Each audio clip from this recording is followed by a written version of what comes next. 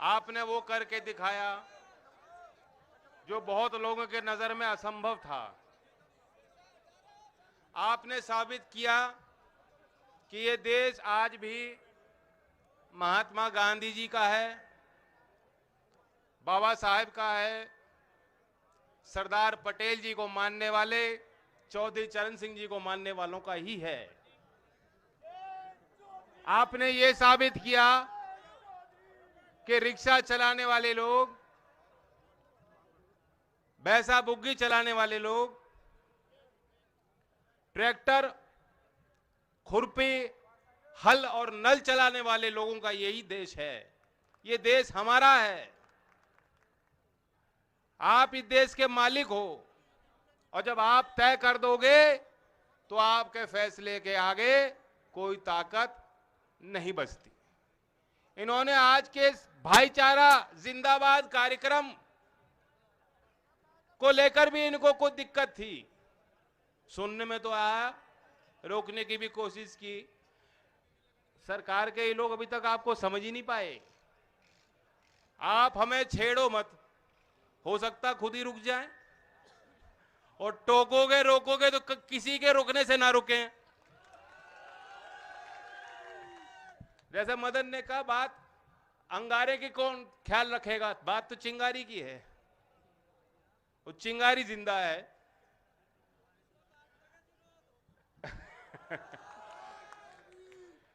मैं कल रात को दुष्यंत जी की कविता पढ़ रहा था, मुझे लगा हमारे आपके इस अनुभव पे बिल्कुल सटीक बैठती है। सुना दूं?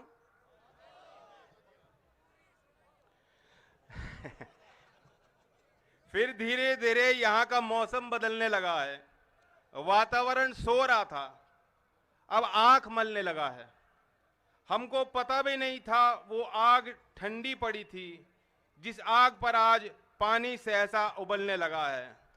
जो आदमी मर चुके थे मौजूद हैं इस सभा में, हर एक सच कल्पना से आगे निकलने लगा है।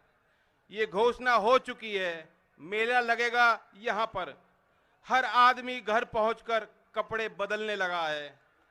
बातें बहुत हो रही हैं मारे तुम्हारे विषय में, जो रास्तों में खड़ा था पर्वत पिघलने लगा है।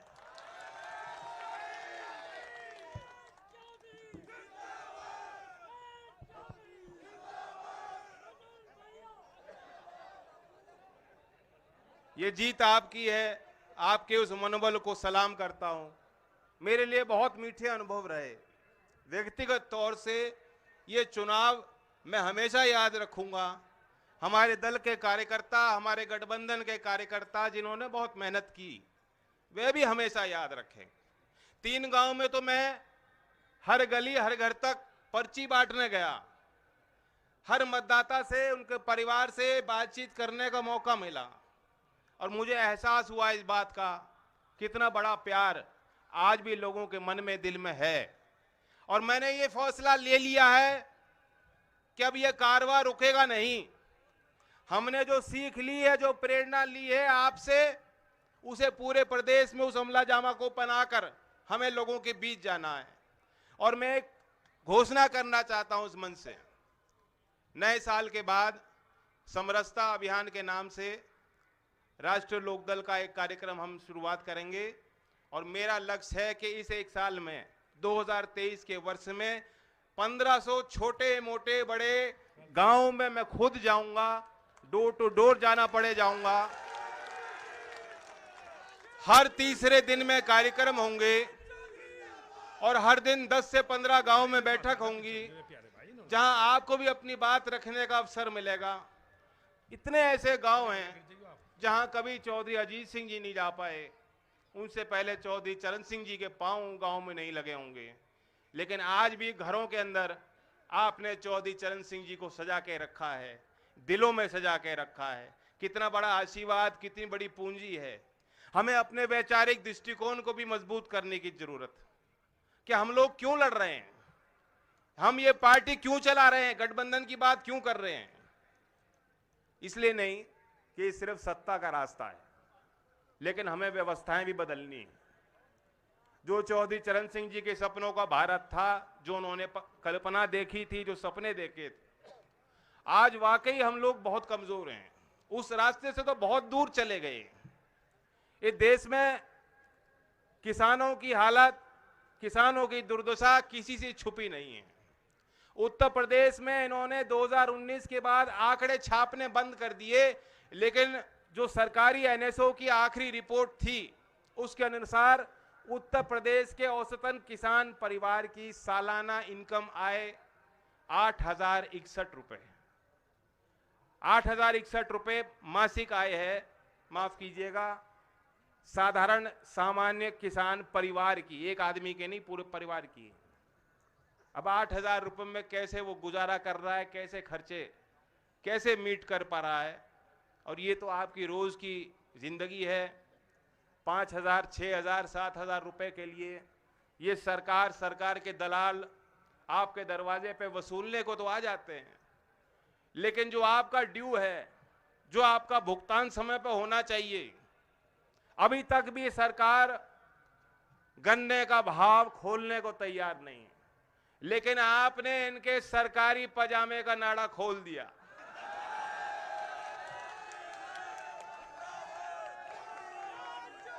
अब वो बात अलग है कि बाबा जी तो पजामा पहनते ही नहीं। आपने पोल खोल दी है। सब लोग समझ चुके हैं, दूर तक समझ चुके हैं, किसान समझ चुका है। 5 साल में 35 रुपए बढ़ाने वाली सरकार कतई भी गन्ने का अच्छा भाव किसानों को, आप 25 मान लो, अच्छा भाव बढ़ा के देना नहीं चाहती। इनकी मंशा साफ हो गई।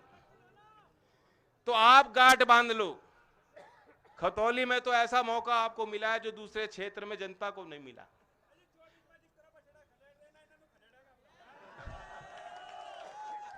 बछड़ों के झुंड हो गए। अब इतना आसान काम नहीं रहा।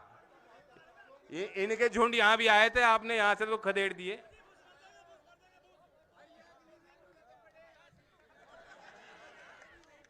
अब ये आप देखिए कि चाइना के साथ चाइना का घुसपैठ बढ़ रहा है।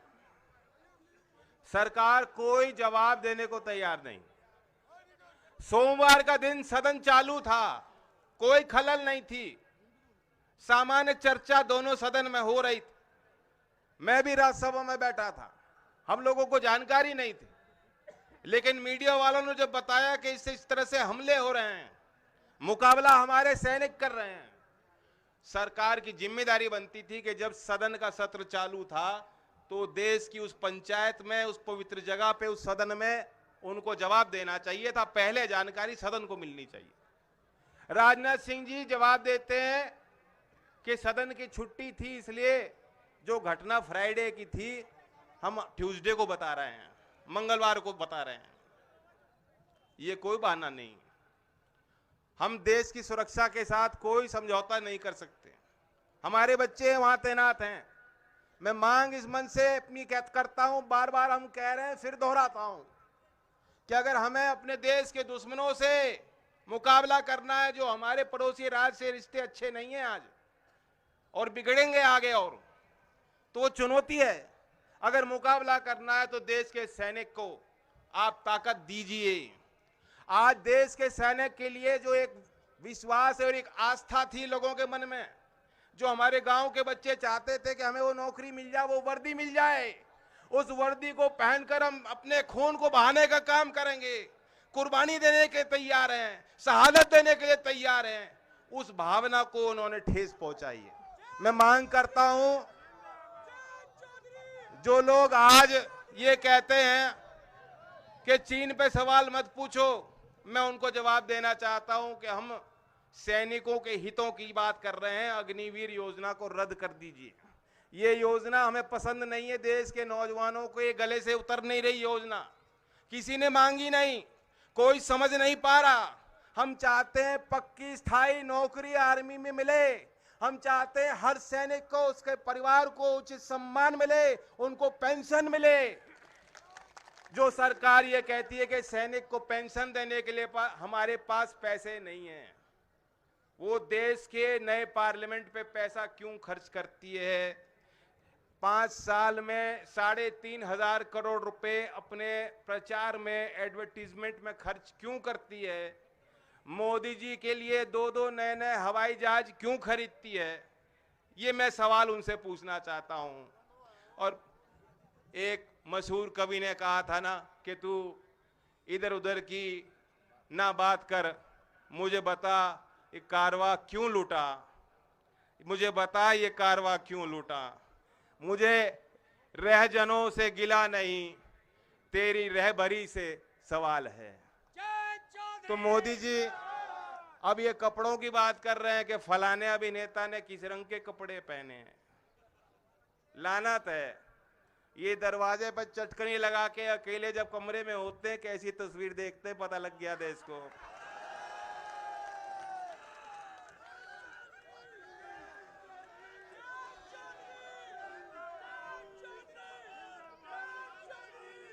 तो इधर उधर की बात ना करो, समय पे नौकरी दो नौजवानों को, समय पे किसानों को भाव दो। जो हमारे मजदूर भाई मजदूरी मांगते हैं, नरेगा योजना ठप पड़ी है, सरकार उसका बजट में कटौती करती है, उस योजना को बढ़ाया जाए। शहरी क्षेत्र में जो लोग मजदूरी मांगते हैं उनके लिए योजना बनाई जाए। हमारे गांव में पेंशन बंद हो गई, हमारे शिक्षण संस्थान से जुड़े बच्चे बता देंगे स्कॉलरशिप बंद पड़ी हैं। अभी मौलाना आजाद फेलोशिप के नाम पे विज्ञान के क्षेत्र में जो हमारे माइनॉरिटी के बच्चे पढ़ रहे थे, उस योजना को सरकार ने बंद कर दिया, कैंची चला दी। तमाम ऐसी बातें हैं, ऐसे मुद्दे हैं जिनको लेकर हम अब से लेकर 2024 तक जनता के बीच रहेंगे। मैं धन्यवाद देता हूं कि आपने जिस तरह से जो प्यार दिया और चुनाव बाद भी पूरा दबाव सहन किया। खानपुर की चर्चा भी मेरे पास है, एक आध प्रतिष्ठानों पे जो उन्होंने छापे मारे वो भी जानकारी हम पे है। कोई चिंता करने की बात नहीं है, किसी के साथ अन्याय होने वाला नहीं है। 23 तारीख चौधरी चरण सिंह जी की जयंती है। मैं आप सबको न्योता देता हूं, जो आ सकें किसान घाट पे, भरतपुर पे और अपने गांव में उसको मनाने का काम करें। धन्यवाद। जय हिंद, जय भारत। प्रमोद त्यागी जी से अनुरोध करता हूं, समाजवादी पार्टी के जिला अध्यक्ष हैं,